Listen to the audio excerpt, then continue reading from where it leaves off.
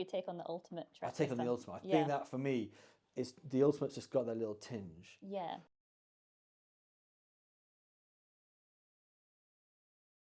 Hey guys, every year there are a handful of ventures that really stand out from the crowd. So today I'm joined by Al to count down our top 5 adventures for 2027 and find out what makes them so special. So, Alistair, let's start in Patagonia with our Spires and Ice Trekking Patagonia adventure. Patagonia is a destination that's on many people's bucket lists. What do you think it is about the landscapes that really make it so hyped? It's so iconic that Mount Fitzroy, particularly, and the Dalpane, it's just such a beautiful area, but also largely untouched by tourism. There are people that go there, obviously. There is tourism there, we can't go away from that. But particularly on the O Trek, when you get to the back end of Torres del Paine, you've got this real sense of remoteness. And that you go into places that not many people go to. It's a beautiful landscape.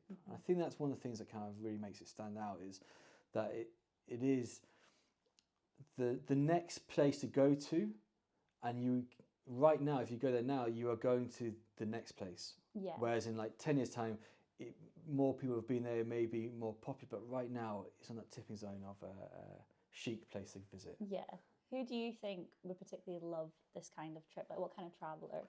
It's a bucket list, but it's not one of those bucket lists like the peaks or destinations. It's an area. Yeah. And I think that a lot of people, particularly retiring, are going there because we can't beat around the bush. It's a very expensive place to visit because of the area. The countries are very expensive there. So it is expensive, and so we do get a lot of bucket list people going there, and retirement and big birthdays, and we get quite a lot of people that are, for example, fathers and sons and mothers, daughters, or whatever. Similar sort of thing of doing a big trip together, which I quite like, and I think this would be a great location for that as well. Yeah, it's one of those like big occasion destinations then. Exactly, yeah. And what do you think is like one moment from that trip that would make people like, that will be unforgettable? It is the Fitzroy. Yeah. So we've had members of the team go out there recently, and they've come back, and just that iconic view of Mount Fitzroy. Yeah. It's just spectacular. I think when you kind of crest over the brow of the hill and you see it, I think it makes, it's such a beautiful sight. But also seeing the glaciers. There's massive glaciers there that, well, they were massive. They're slowly decreasing. You get an idea of the sense of everything happening. And so, yeah, I think that's another aspect as well. To touch on the glaciers, I suppose that's another aspect of why you should go next year as well. Obviously they're not going anywhere completely anytime soon, but no, completely. Well, the sad case is we talk about 10 years time, and that they are rapidly decreasing. You do get a real sense of the environmental crisis that we're in by where the glaciers were and where they are now, but they are still there. You can take boats out, you can see them. They look spectacular, and it's a real kind of impact to see as well. Nice. And then in at number 4, we have Trek Madagascar, the land of the lemur, which feels a little bit different to others on the list. What is it about Madagascar that you think makes it such a unique destination? Yeah, others on the list are very tough trekking, getting kind of remote in the mountains, whereas Madagascar, is still mountainous, spectacular mountains, very different and unique, but it feels more like you're in the forest and the wilds. But above all, it's the wildlife. Yeah. This is a place where you have animals that don't exist anywhere else in the world, and I think that's probably the key aspect to it. It's the wildlife really kind of sets it apart from other locations, even Africa. So if you've done a safari in Africa, it's completely different coming over to Madagascar. So in that regard, do you think it's the wildlife, the landscapes, or the culture that's really stealing the show on this specific trip? I think this specific trip is the wildlife, and then the local area. The locals are really friendly. They're famed for being so friendly, but the landscape as well is spectacular with some of the big iconic mountains in there as well. But yeah. Nice. And then I know for me this wasn't something I was considering for 2027. If there's anybody else who hasn't considered Madagascar, why do you think it should be high up on their list? It's because I think it's an underrated sort of place to go to. That people haven't kind of mass tourist into the location. Yeah. So I think that is a good place to kind of get into now. Mm-hmm. But I also think that, it's good to see all the wildlife that it's still got. Yeah. Basically, Bit of like being ahead of the trend then if you get on it now. Exactly, Yeah. and that's exactly the same of Patagonia. You're hitting above the trend. Yeah. We know that, and we're looking at it, seeing from our professional opinion that in 5 years' time, this is going to be more popular. Yeah. So get there before it is. Yeah, you can have a different experience that way. Absolutely. And then in at number 3, we've got the ultimate Everest trek. And this is quite a good one to ask you specifically, Al. Why do you think this trek is different instead of the classic Everest Base Camp, which is what you did? Yeah, so I honestly, Everest Base Camp trek was a turning point for me. I love Nepal, love the whole area. But the one big difference is that this one goes over the 3 passes. Yeah. So it goes up. It's a tougher, real intensive.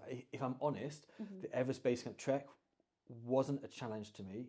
You have altitude, but because we take it so nice and slow, and we are well acclimatized, and we've been doing it for 30 years now. So we're one of the original Everest Base Camp trekking companies, and so we're so used to doing it. We take things nice and slow, and so it wasn't actually that challenging. Yeah. Whereas this is a challenge. This is going over 3 5,000-meter passes, which is exceptionally tough in itself. Yeah. So it's a real good challenge, and I think that it gives you, if you're going over there, it gives you that feel-good attitude about it, and also gets you very remote. The Everest Base Camp trek, I didn't find it anywhere near as busy as I was expecting it to be. Yeah. But this route takes you really far away from the main path, and you go over really remote locations. I suppose in that, the higher you go, also the more views you're going to get. So you're going to get some views that you wouldn't get on the classic route. Oh, absolutely. It's meant to be one. I think the ultimate trip, it has the best views of Everest. Yeah. Yeah. Which is kind of one of the main attractions. It's one of the points of doing this. Because the truth is, you don't actually see Everest at the base camp because it's so above you. You've got the Khumbu Icefall on the way. So actually, you do see it on the walk up to the classic walk, but this is a better way of seeing it. Nice. Obviously, Kalapatar as well. You see it from there. Nice. On this trek as well, what do you think would be a moment that give people goosebumps? Do you think it would be standing there and seeing Everest? I think it is kind of being in amongst. To me, it's the Khumbu Icefall. Yeah. And particularly getting to the top of Kalapatar, which is Gorak Shep is the final accommodation, the lodge before you get to base camp.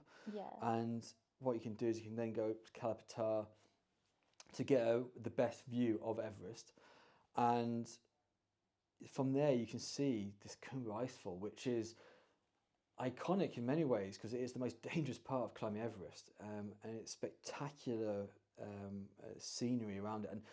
And looking back at some recent 360 footage of being at base camp as well, you're looking around these mountains and it's just stunning because they're so tall. They just tower high above you. It's spectacular. I think you see so much like footage of it, but actually being there, it feels completely different to like when you see it on a screen. Totally. Yeah. I was not prepared for that wow factor when I got there, of how incredible every single day was. Just spectacular. Yeah, I'm planning to go back again. Yeah, I'd like to go as well. And then Kilimanjaro is taking 2nd place on our list. Would you say this is one of the ultimate adventure achievements, summiting Kili? Absolutely. Having done it as well. Yeah. I did it 12 years ago, and it's a tough trek. That is one where you do have to put in. It's tough to get there. It's a challenge, but I know it's quite popular to do, but still, it's not the mainstream yet. It's not as commonplace as Snowdon. Yeah. But it's such an amazing feeling when you get to that top and you've got this amazing view over Africa, and you've got this sense of achievement of getting to the top of 5,000-meter peak, which is standing because it stands by itself. And it's a volcano. You can actually see the shape of Kilimanjaro as the sun rises, and it's a spectacular achievement getting there. Yeah, I think that was one of the things that obviously I got into this job and got more into these locations. I didn't realise it was like freestanding, which a lot of mountains that people like to go and tick off aren't. I think it's the highest freestanding mountain in the world. Yeah. Because you're right. You've got if you go to like in the Himalayas, it's all got mountains next to it. But this got nothing. Yeah, which makes it seem quite epic. It is. It's a tougher one. I'd say out of Everest Base Camp Classic and Kilimanjaro, Kilimanjaro was tougher to walk. Yeah. And I did really also, I think there's a greater sense of achievement on Kilimanjaro because you do get to the top of a fairly big mountain, although it's a similar sort of height. Yeah. People often do assume it's quite a technical route. Would you say that's true? Again, going back to Patagonia and the glaciers, when I did it, there was much more ice and snow at the top of Kilimanjaro when I did it. But sadly, because of environmental crisis, a lot of that snow and ice has dissipated, has gone, has melted away. And so back when I was doing it, there were times of the year when you needed ice axe and crampons, but now it's a very simple sort of technical, it's a very non-technical walk. You can just walk up there in good sturdy boots and you'll be fine. Yeah. And then who would you recommend this trek to? It is, again, kind of bucket list people. Yeah. But I'd also recommend it to people having big birthdays. You want a sense of achievement to celebrate going, I did that for that year sort of thing. Yeah, a proper memorable way to celebrate the occasion. Yeah, and also kind of put in there that, if you want an adventure that can tap in and extend out your holiday. I did Kilimanjaro and then did a safari extension.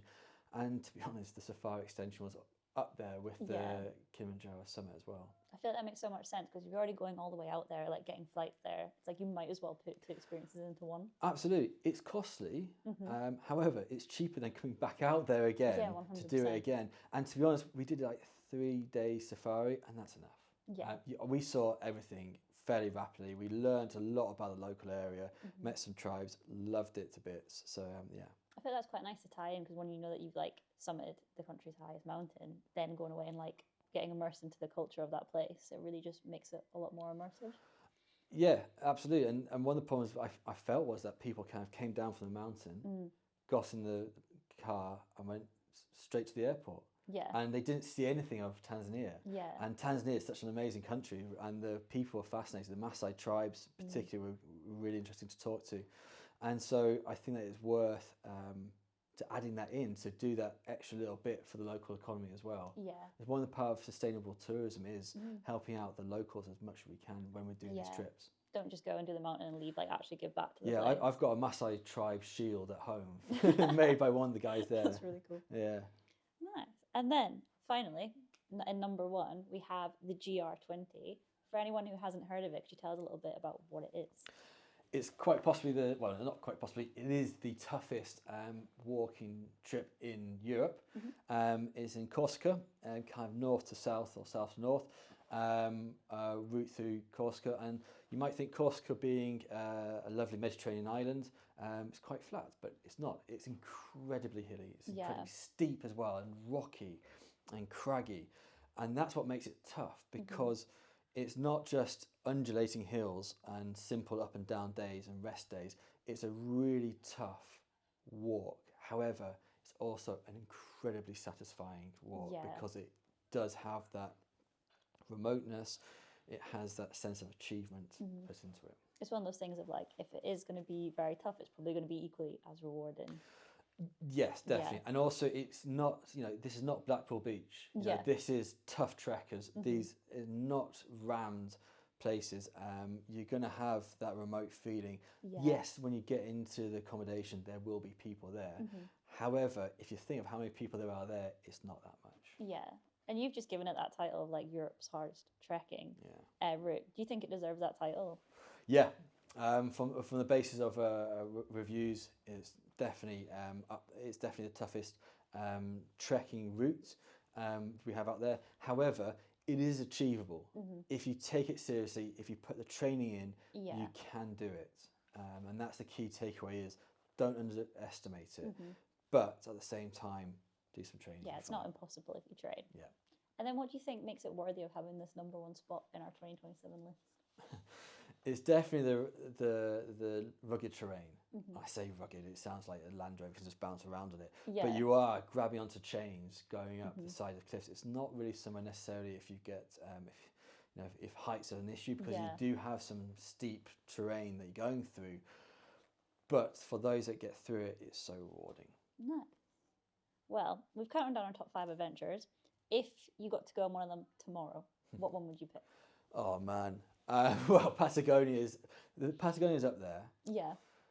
I did love Kilimanjaro, and I think I probably would be tempted to go back to Everest Base Camp. GR20 sounds too tough to me. Yeah, that's not on. That is the Maybe one for your 40th though. Well, yeah, That you could never be know. That could be the birthday. In 4 or 5 years' time, it's great.